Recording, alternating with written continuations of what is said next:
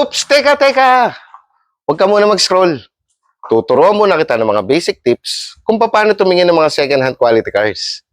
Ano game? Tara!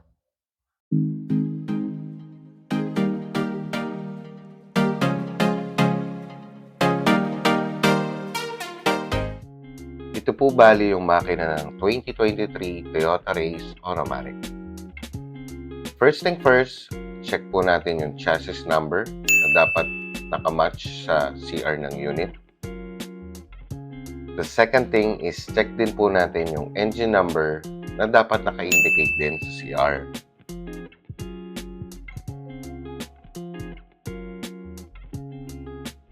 Next important thing is to check yung oil level ng makina na dapat between sa 2 dots or hindi bababa sa marking ng lower dot.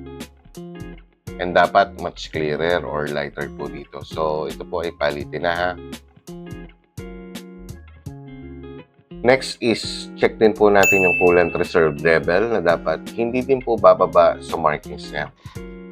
So since nakapatay po yung makina and make sure na hindi siya mainit, pwede nyo pong i-check yung radiator na dapat visible ang coolant. Isa din po sa sine-check yung battery if may damage or wala, and matitest po yan sa pag-start ng makina. Next is check din po natin kung may laman yung brake fluid para sa ating kaligtasan syempre. Sa mga gulong naman po, check din natin kung may mga visible crack at kung malalim or pa-fade na mga group ng tires. Isa din sa mga tinitingnan natin is kung mayroong spare tire and tools like jack, tire wrench, and early warning device. When it comes to interior, check natin yung panel gauge kung working lahat at kung walang warning indicator lights katulad ng check engine, high temperature, airbag warning, washer fluid, oil pressure warning, brake system, and battery. Of course, test din natin lahat ng buttons kung responsive siya or hindi. Buksan din natin yung aircon ng unit kung lumalamig pa ang nilalabas ng hangin.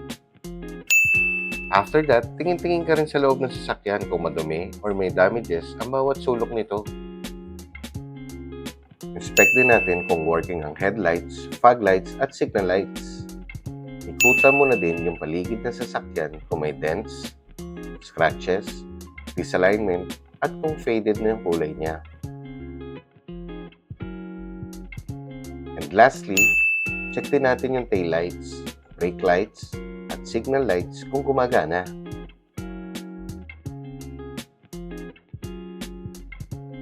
Well guys, mga basic tips lang yan para sa mga wala pa masyadong alam sa sasakyan.